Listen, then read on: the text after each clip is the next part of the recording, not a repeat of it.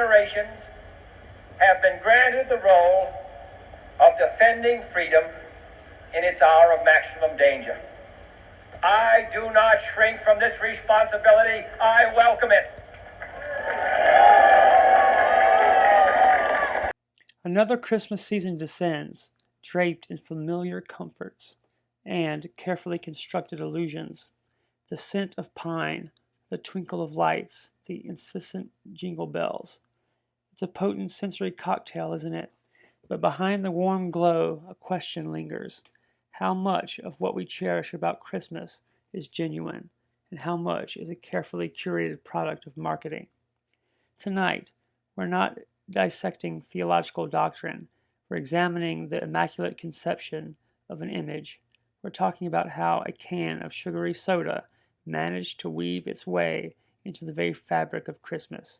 Santa Claus, as we know him, the jovial, rotund figure in his distinctive red suit, a creation, some might argue, not of divine inspiration, but of Madison Avenue strategic design for Coca-Cola.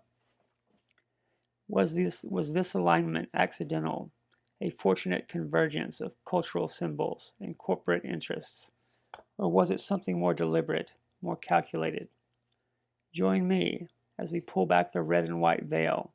We'll explore the intricate and at times unsettling partnership between Coca-Cola and the most commercially celebrated time of the year. It's time to ask ourselves, who truly shapes our Christmas traditions?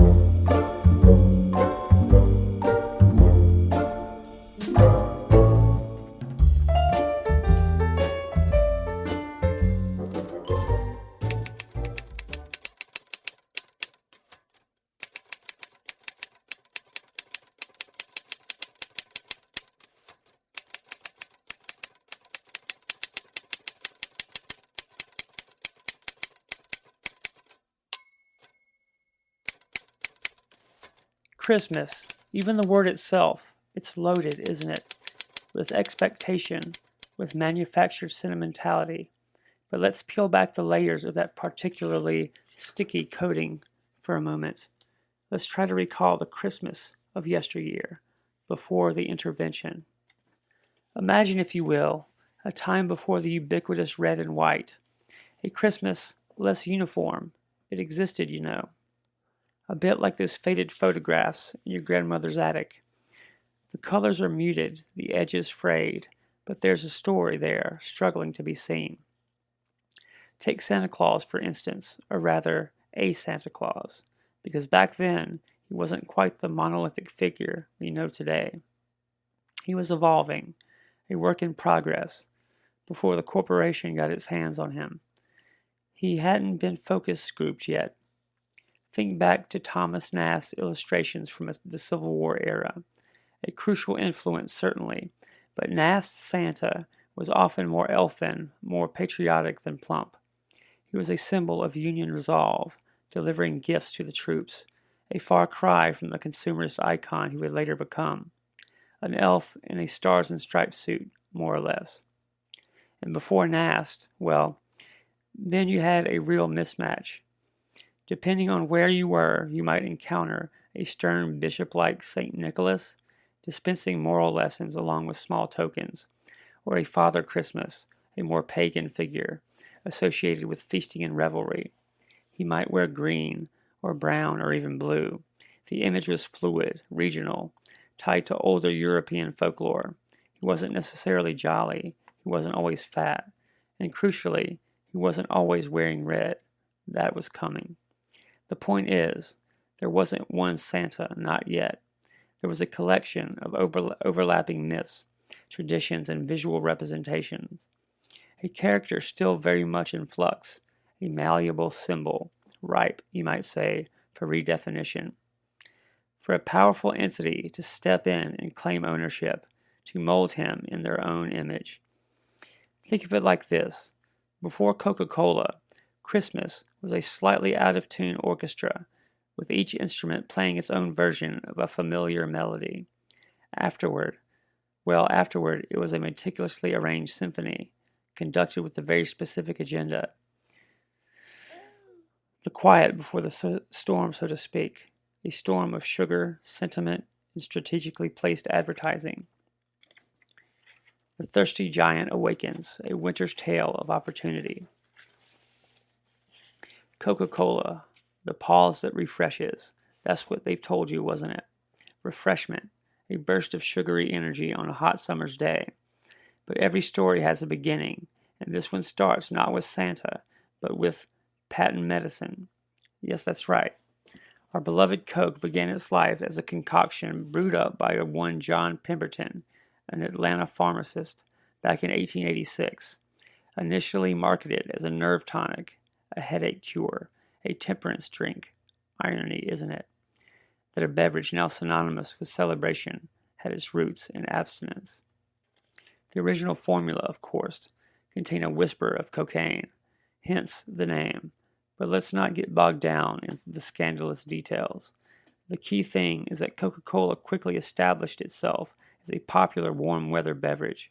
Ice-cold Coke on a sweltering summer afternoon became an American ritual, a symbol of carefree days, and, well, the absence of winter. Ah, winter. That was the problem, wasn't it? A rather significant problem from a purely capitalistic perspective.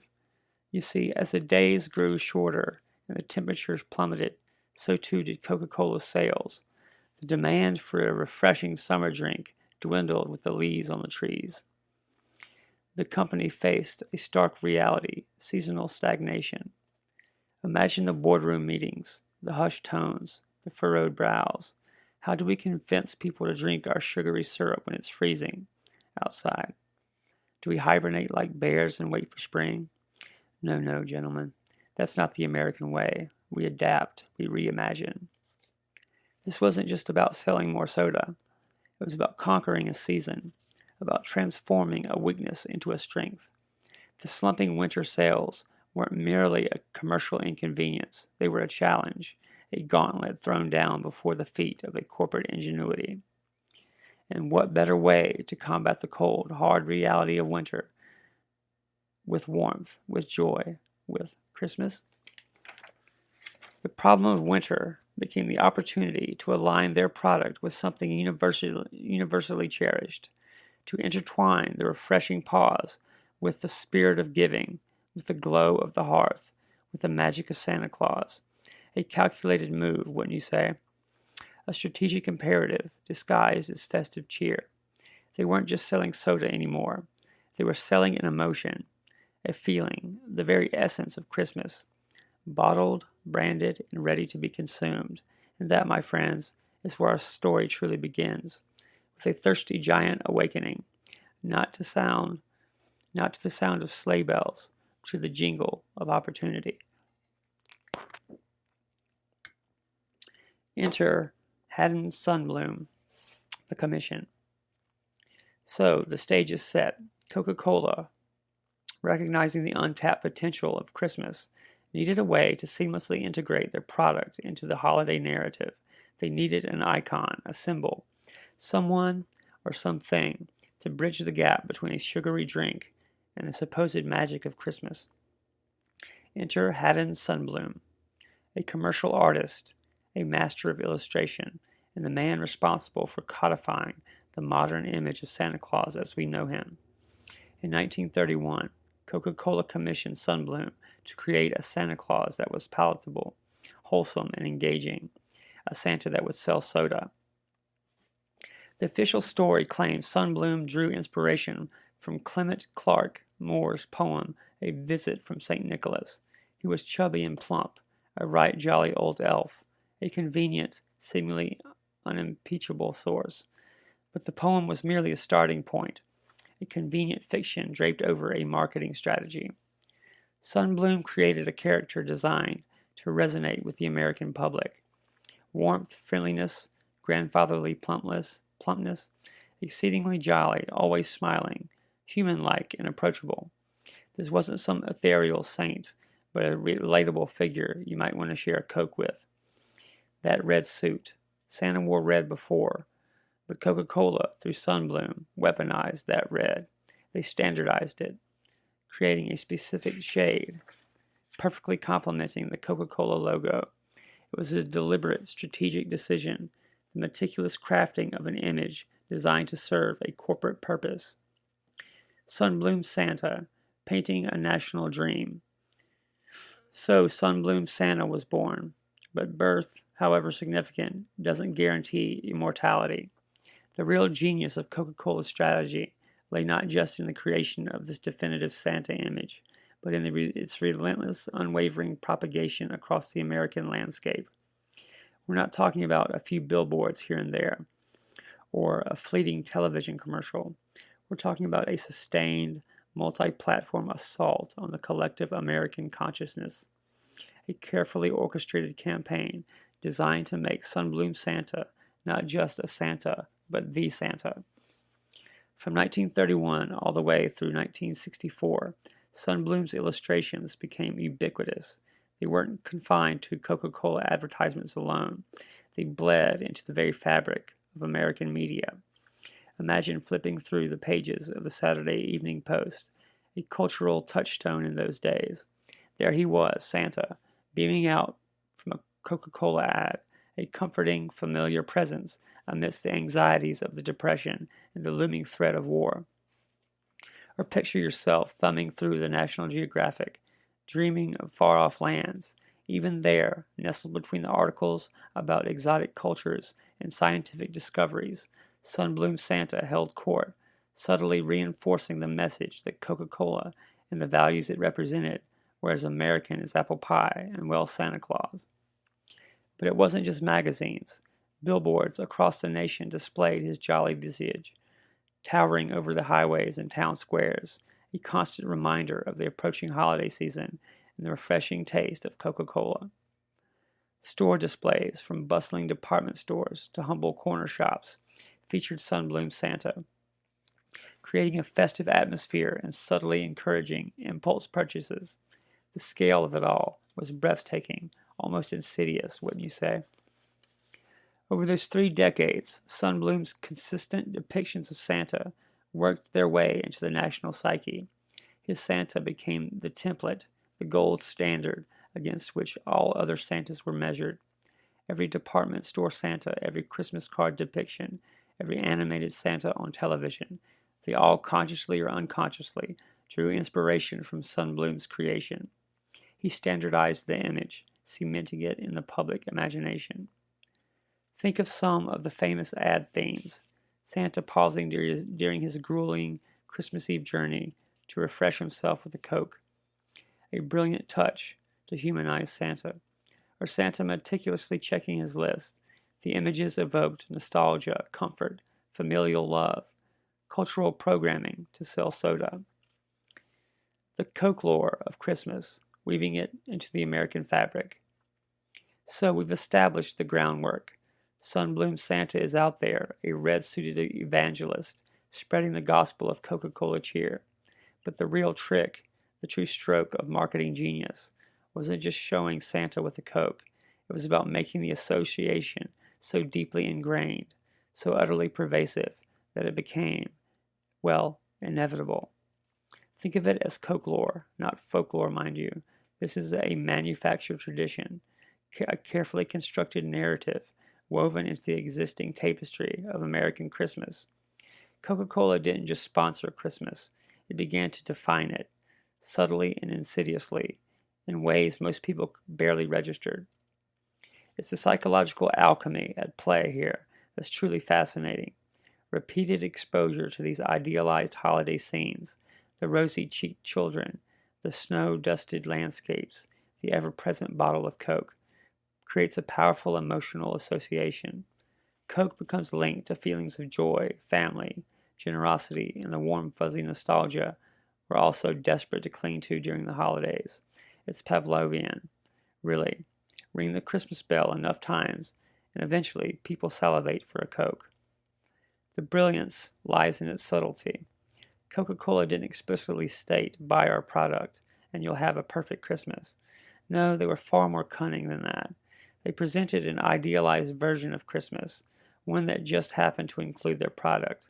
The implication was clear. Coca-Cola is an integral part of this idyllic scene, a necessary ingredient for a truly happy holiday. And who are you to deny yourself or your family that essential element?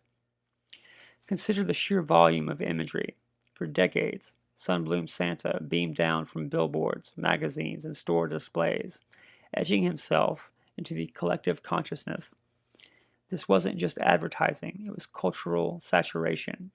The line between genuine tradition and branded experience blurred, perhaps intentionally.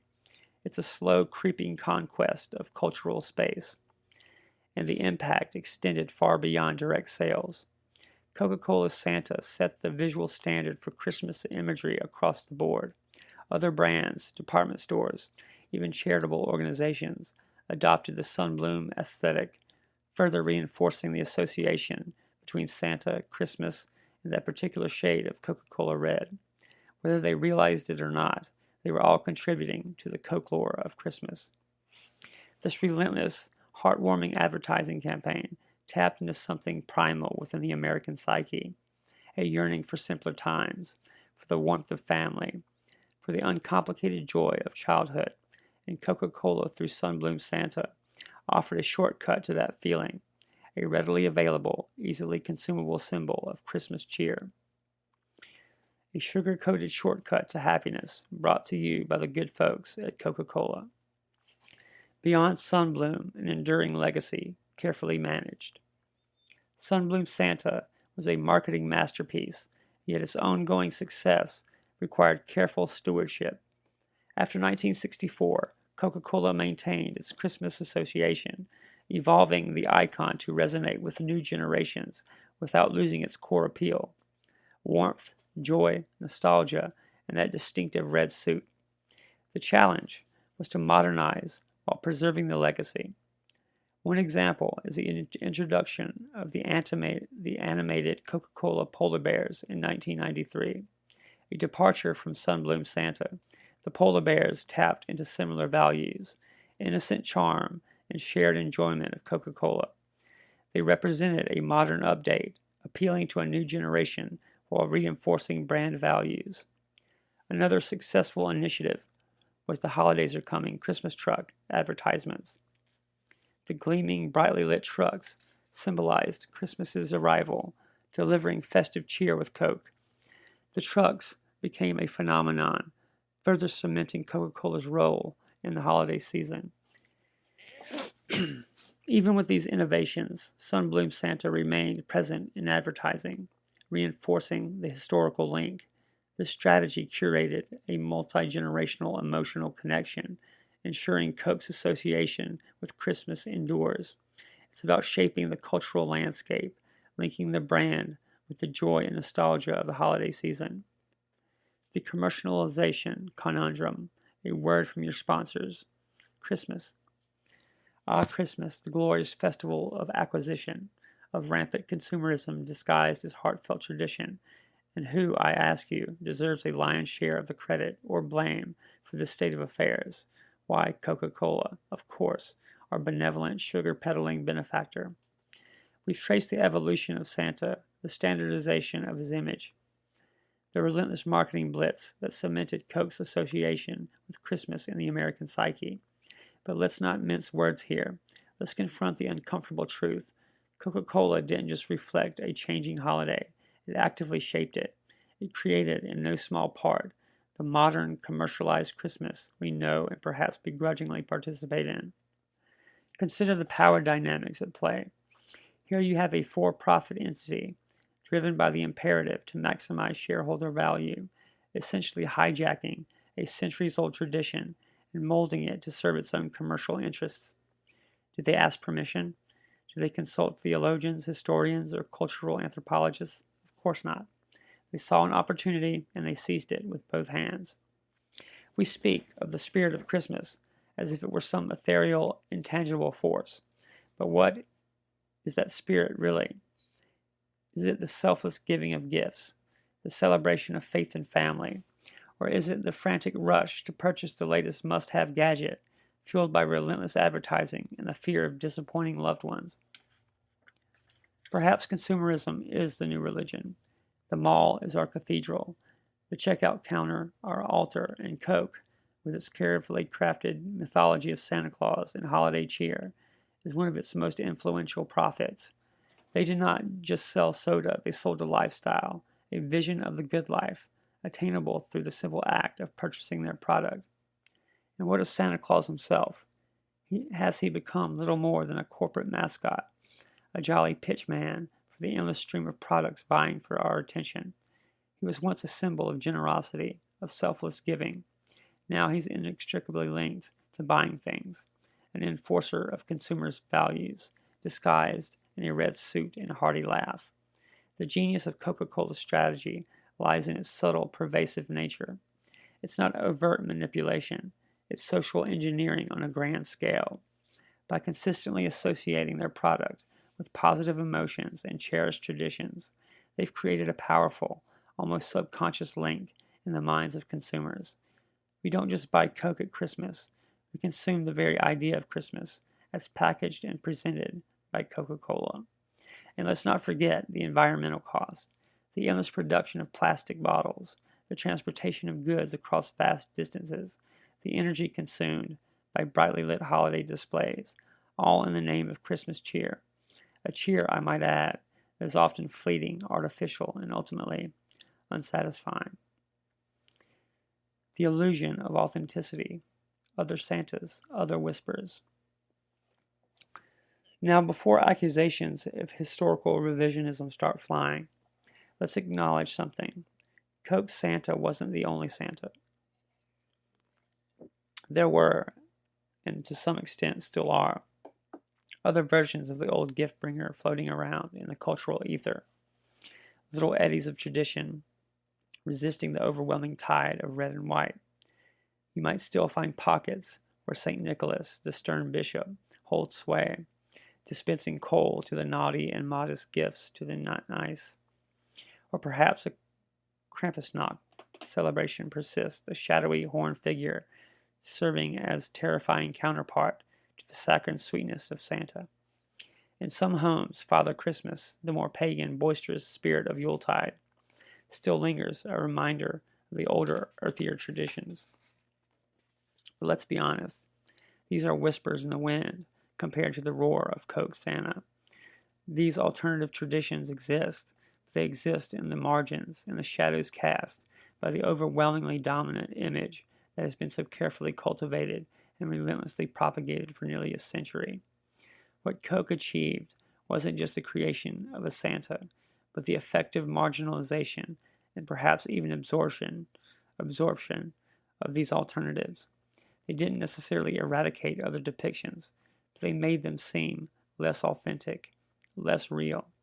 Because in the modern American consciousness, what is real is often what is most heavily marketed, what is most consistently presented as the norm. It's the illusion of choice, isn't it? A manufactured consensus. You can choose to celebrate Krampusnacht if you wish. You can choose to focus on the religious aspects of St. Nicholas, but deep down in the back of your mind, you know what Santa really looks like.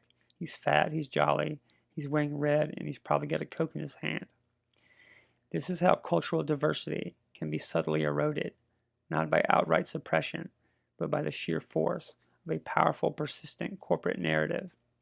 The truth becomes what is most heavily advertised, what is most frequently repeated, and what is most readily available. The alternatives fade into the background, relegated to the status of quaint folklore or niche interests. It's a quiet conquest, a subtle form of cultural imperialism.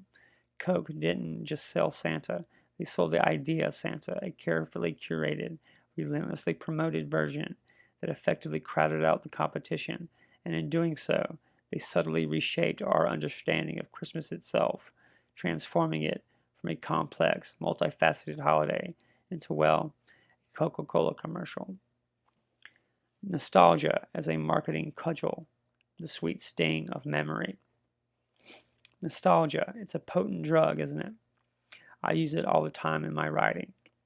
A shimmering haze that obscures the harsh realities of the past, replacing them with a carefully curated selection of rosy-cheeked memories and corporations, particularly those peddling seasonal cheer, know exactly how to mainline that stuff directly into your veins. Coca-Cola, masters of manipulation that they are, have weaponized nostalgia through their Christmas campaigns. It's not about selling soda, it's about selling a feeling, a yearning for a simpler time, for the idealized Christmases of our youth. Those Norman Rockwell-esque scenes of families gathered around the tree, the snow falling softly outside, the laughter, the warmth, and of course, the strategically placed bottle of Coke. They're tapping into something primal, something deeply ingrained in the American psyche, the desire to recapture the magic of childhood, to recreate those perfect holiday moments, even if those moments never truly existed in the first place. It's a carefully constructed illusion, a manufactured sentimentality designed to bypass our rational defenses and trigger an emotional response. A deeply Pavlovian trick, if I ever saw one. Think about this imagery, the sepia-toned photographs, the classic sunblown illustrations, the vintage advertisements. They all evoke a sense of timelessness, of tradition, of a Christmas that transcends the mundane realities of modern life. It's a carefully curated aesthetic designed to transport us back to a mythical past, a world of innocence and uncomplicated joy. And the same key ingredient in this nostalgic cocktail, familiarity, the same images and the same themes, repeated year after year, decade after decade. It's a form of cultural imprinting, a relentless reinforcement of the Coca-Cola Christmas connection that becomes deeply embedded in our subconscious. It's why, even now, as cynical and jaded as I am, I can't help but feel a twinge of something when I see one of those classic Santa ads, a flicker of warmth, a whisper of longing. But let's not mistake this for sentimental happenstance. It's a calculated strategy, a sophisticated form of emotional manipulation. Coke isn't just selling a product, they're selling a piece of our past, a carefully packaged memory that we're willing to pay a premium for. It's a brilliant, ruthless, and ultimately effective way to foster brand loyalty that transcends generations. That warm, fuzzy feeling you get when you see Santa swinging a Coke, it's not accidental. It's the sweet sting of expertly marketed memory. Final musings, the fizz and the facade. So here we are, the end of our little excavation. We've sifted through the layers of marketing, the sediment of sentiment, and what have we found? A rather unsettling truth that one of the most cherished images of Christmas, the jolly red-suited Santa Claus, and it is inextricably linked to the enduring success of a sugary beverage. Coke, through masterful campaigns of cultural engineering, didn't just sell a drink, they sold an idea of Christmas as a time of warmth, joy, and connection, conveniently packaged and readily available for consumption. And that idea, that carefully constructed facade, has become so deeply ingrained in the American psyche that it's almost impossible to separate the real Christmas from the commercial construct. We can lament the commercialization of the holiday, the relentless pressure to consume, the erosion of traditional values. But perhaps the more unsettling question is this: to what extent are our beliefs, our traditions, our very identities shaped by the subtle, pervasive forces of marketing? How much of what we hold dear is genuine, and how much is simply a product expertly sold? The jolly fat man in the red suit, is he a symbol of selfless giving, or a testament to the power of corporate branding? The answer, my friends, may be more unsettling than you think. Think about it and have a Coke. Until the next inhale. Well, that's our show for today. I hope you enjoyed this peek behind the curtain, this unraveling of the red and white threads that bind Coca-Cola to Christmas. It's always worth questioning the narratives we take for granted, isn't it? Especially when those narratives come with a corporate logo. Thanks for joining me on this particular rabbit hole. It's always a pleasure to have listeners who are willing to question the immaculate conception sold to them by Madison Avenue, or maybe even those concocted in Atlanta. Until our next rendezvous into the shadowy corners of cultural engineering, keep your eyes open. You never know what hidden agendas might be lurking beneath the surface of the seemingly benign. Next time, perhaps, we'll explore the hidden messages embedded in elevator music, or the truth about crop circles. The possibilities, like the lies, are endless. Remember, doubt is a flame that illuminates the truth, or at least provides enough light to see the angles of a good con. Until then, smoke 'em if you got 'em. My Christmas beacon, more than just a holiday. Christmas isn't just my favorite holiday. It's a beacon. It's a radiant source of joy, etched with fond memories that shimmer brighter with each passing year. It embodies a sense of safe, wholesome togetherness, a cherished tradition that anchors me to something larger than myself.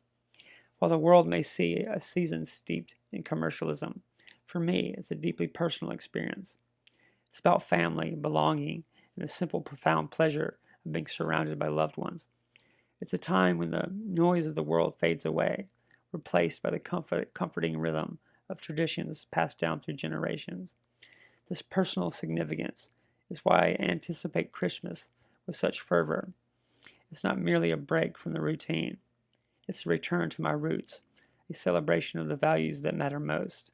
It's a reminder of the enduring power of family, the beauty of simple joys, and the unwavering hope that permeates the season. This sets the stage, and I can't wait to share specific treasured memories.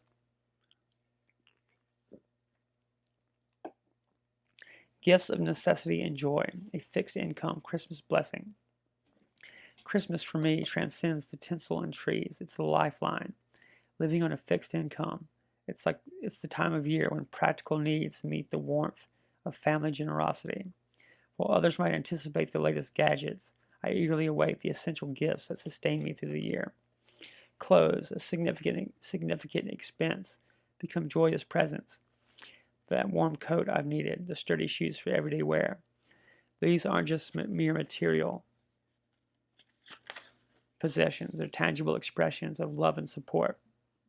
Christmas becomes a practical blessing, providing comfort and security in a way that no other time of year can. Big purchases, carefully considered and saved for, often materialize as collective family gifts. This isn't about extravagance, but about necessities that would otherwise strain my budget. The relief and gratitude I feel are immeasurable, deepening my appreciation for the holiday and the unwavering support of my family. It transforms the commercial aspects of Christmas into something deeply personal and meaningful. This unique circumstance has instilled in me a profound sense of gratitude. It's not just about receiving gifts, it's about the love and care that accompany them. It's a reminder of the strength of family bonds and the joy of being supported, not with frivolous shit, but with genuine practical assistance. The showroom transformed our family's festive heart. Every year, as the calendar inches closer to December, something magical happens. Our family furniture showroom undergoes a metamorphosis.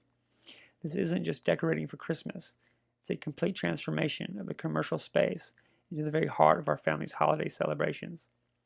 The showroom, usually filled with the quiet elegance of crafted wood and carefully arranged displays, bursts into a symphony of festive colors and warm, inviting light. Imagine walking to a space that is usually dedicated to showcasing exquisite furniture, now adorned with twinkling lights, garlands, and towering Christmas tree that touches the high ceilings. The scent of pine mingles with the rich aroma of wood, creating a uniquely comforting and luxurious atmosphere. The contrast is striking, a deliberate juxtaposition of commerce and deeply personal connection. It's a space where business transactions give way to heartfelt exchanges, where the showroom floor becomes a stage for joyful reunions and the creation of lasting memories. This transformation isn't merely decorative, it's symbolic. It represents the merging of our family's heritage, our dedication to craftsmanship and enduring quality with the spirit of Christmas. The showroom, normally a place of work, is redefined as a place of belonging where generations gather. What truly amplifies the sentimentality of our family's Christmas decoration and celebration is its unwavering consistency. Year after year, decade after decade, we gather in the same showroom, around the same fire, sharing the same traditions. It's more than just a reunion, it's a reaffirmation of our enduring bond, a tangible link to our shared history. The showroom itself seems to absorb the echoes of past Christmases, each gathering imprinting itself upon the very walls and furniture. I can almost hear the laughter of previous generations mingling with the current festivities. A comforting reminder of those who came before us and shaped the family we are today. This unbroken circle of tradition provides a sense of grounding, a reliable constant in an ever-changing world. It's a source of comfort to know that, no matter the challenges life may bring, Christmas will always be celebrated in the showroom, surrounded by family and the familiar warmth of our shared traditions. It's a beautiful ritual. Sentimental ties and overwhelming sense of belonging. These Christmas gatherings are more than just annual events. They're deeply personal odysseys into the heart of what matters most to me. The familiar setting of the furniture showroom, transformed into a festive haven, acts as a powerful trigger for my sentimental nature. Surrounded by the tangible legacy of generations past, I'm transported to a realm where time seems to dissolve. The weight of tradition, the echo of laughter from Christmases long ago, and the unwavering presence of family create an overwhelming sense of belonging. It's a feeling of being anchored to something solid and enduring. A connection to a lineage that stretches back through time. The showroom, with its scent of wood and warmth of the fire, becomes a vessel for memories, each piece of furniture whispering stories of past celebrations. The sentimentality isn't just a passive appreciation of the past. It's an active engagement with the present. It amplifies the joy of the moment, deepening my connection to my loved ones. As I look around the faces of my family, both young and old, I'm overcome with a sense of gratitude for the unbroken circle of our traditions. In these moments, the noise of the outside world fades away, replaced by a profound sense of peace and contentment. It's an emotional tide that washes over me, leaving me feeling renewed, reconnected, and utterly at home. 3 centuries of faith, Christmas Eve at our ancestral church. Beyond the twinkling lights and festive gatherings, Christmas Eve holds a deeper, more solemn significance for my family. It is a pilgrimage to the very roots of our heritage, a journey to the church our ancestors helped found nearly 3 centuries ago. This isn't just a building, it's a living testament to generations of faith, perseverance, and community involvement. The old stone walls seem to whisper tales of hardship and triumph, of prayers offered and hymns sung by those who came before us. Walking through the heavy wooden doors is like stepping back in time, connecting us to a lineage that stretches back to the earliest settlers of this land. The Christmas Eve service itself is a deeply moving experience. The flickering candlelight illuminates the faces of familiar friends and family, their voices rising in unison to sing the timeless carols. The familiar words of the scriptures resonate with our profound meaning, reminding us of the true spirit of Christmas, a message of hope, love, and redemption. It's an experience that grounds us, reminding us that our Christmas is not just about presents and feasts, but about faith, family, and the enduring power of tradition. Coca-Cola's cadence, marketing time and hope in hard times. Christmas, in no small part, shaped by Coca-Cola's pervasive imagery, served as a beacon, a fixed point in the cycle of the year. The anticipation begins well in advance, fueled by the same marketing juggernaut we've critiqued. Yet it is undeniable how this anticipation serves and offers a sense of hope, particularly when facing personal or broader societal hardships. Each Christmas becomes a distinct marker of time, a unique blend of new experiences and cherished traditions. There's the novelty of the presents, the evolving tastes in Christmas music, and the changing dynamics within the family. But yet, beneath the surface lies a comforting bedrock of familiar rituals, the same carols, the same ornaments, the same stories retold around the fire. Coke's role in popularizing this widespread cultural phenomenon cannot be ignored. Their consistent messaging year after year has contributed to a collective sense of anticipation, a shared cultural understanding of what Christmas should be. This resonance is not merely manufactured. It taps into a deeper human longing for connection, for joy, and for the promise of better times. A living tapestry, my life, and the echo of 1,000 love stories. Christmas for me is more than a holiday. It's a culmination. It's a moment where I feel the weight and wonder of existence most profoundly. A sense of being part of an unbroken chain, stretching back to the very dawn of creation. It's as if my life, with all of its joys and sorrows, is the current apex of 1,000 love stories played out over millennia. Looking around at my friends and family, their faces illuminated by the warm glow of Christmas lights, I see the echoes of generations past. I see the hopes and dreams of ancestors who toiled and persevered, whose sacrifices paved the way for my life, and whose DNA I carry within me. Even our faithful dogs, curled up by the fire, seem to sense the significance of the moment, their presence a comforting reminder of loyalty and unconditional love.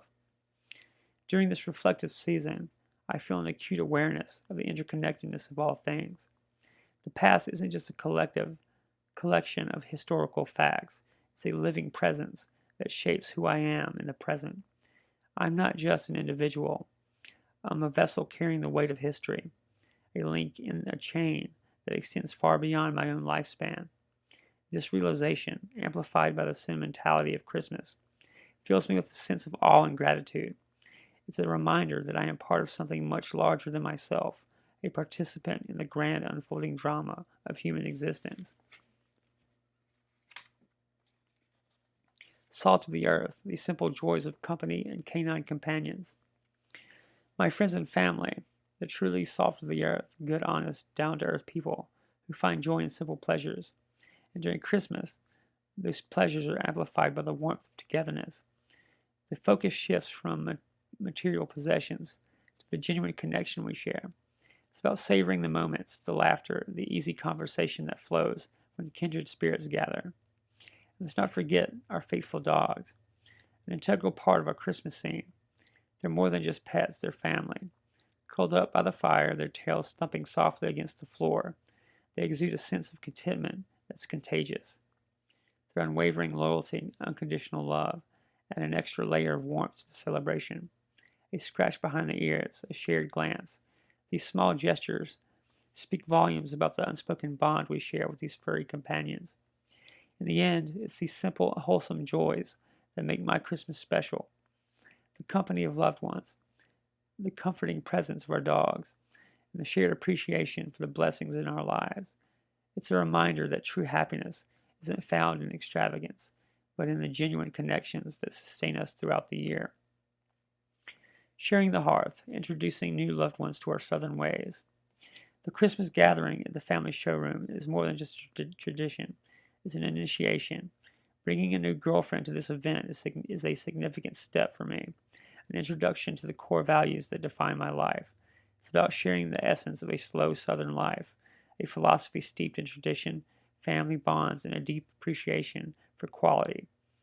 Qualities embodied by the very furniture that surrounds us. I want to share the warmth and comfort that comes from handmade craftsmanship, something increasingly rare in our fast-paced world. More than that, I want them to experience the deep connections that are nurtured within my family, connections strengthened by shared history and unwavering support. The Christmas gathering is a window into my soul, a glimpse of the traditions and values that have shaped me. It's a way of saying, this is me, this is where I come from, and these are the people who matter most.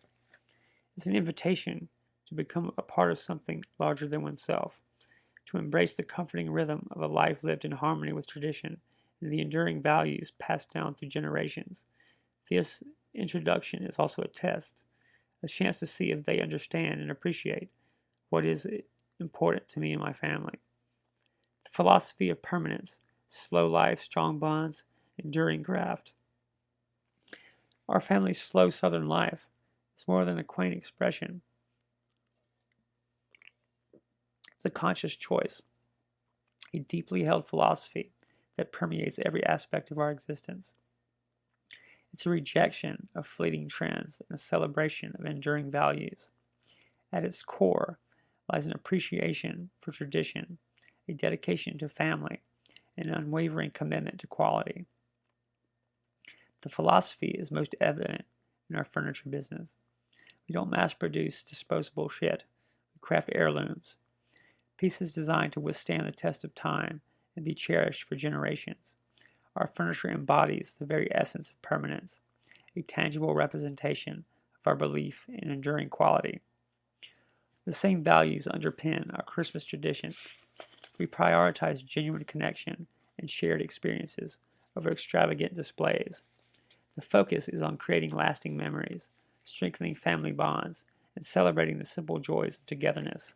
It's about savoring the moment, appreciating the blessings in our lives, and passing down the wisdom of generations past. We embrace the slow, deliberate pace of tradition, finding comfort and meaning in the familiar rituals that connect us to our heritage.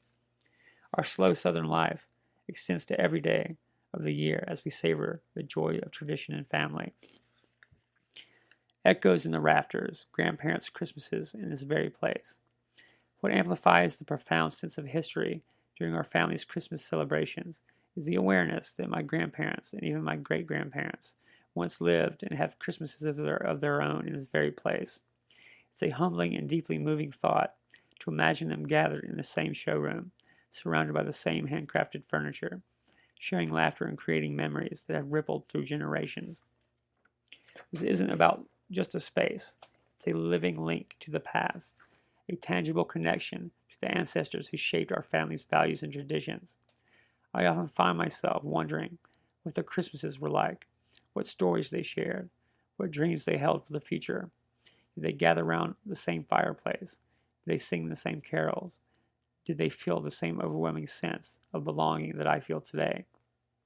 Knowing that they once stood in this very spot, surrounded by their loved ones, adds a layer of depth and resonance to our current celebrations.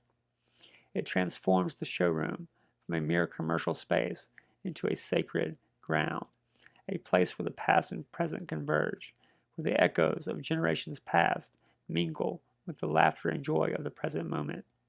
It's a powerful reminder of the enduring strength of family bonds and the timeless spirit of Christmas, a spirit that transcends time and connects us to something much larger than ourselves. The sweet ache of nostalgia, collective memory, and Coca-Cola's gentle nudge. These annual gatherings in my family showroom do more than just create new memories. They ignite a collective remembrance, a shared revisiting of Christmases past. As we gather around the fire, surrounded by furniture crafted by generations of Leaks, stories begin to flow, each one a spark that sets off a chain reaction of reminiscence. We laugh, we cry, we relive moments of both joyous and bittersweet, all within the comforting embrace of tradition. It's impossible to ignore the sentimentality that Coca-Cola has so skillfully woven into the cultural fabric of Christmas. Their advertising campaigns, with their iconic imagery and heartwarming narratives, have created a shared vocabulary of holiday emotions. And while I remain critical of the commercial motivations behind these campaigns, I can't deny their effectiveness. Coke has, in a way, provided a gentle nudge, reminding us of the warmth, joy, and connection we associate with Christmas. What's remarkable is how these broader cultural sentiments coexist with our own deeply personal traditions. The two aren't mutually exclusive. Instead, they enhance each other. Coke's imagery may amplify our longing for a perfect Christmas, but it's our family's unique rituals. The showroom transformed, the long table laden with food, the children's unadulterated glee, that gives the longing substance and meaning. It's a complex interplay, a dance between commercial influence and genuine emotion, resulting in a Christmas experience that is both culturally resonant and profoundly personal. Thanks for being with me today. I'm the cigarette smoking man. You've got to win.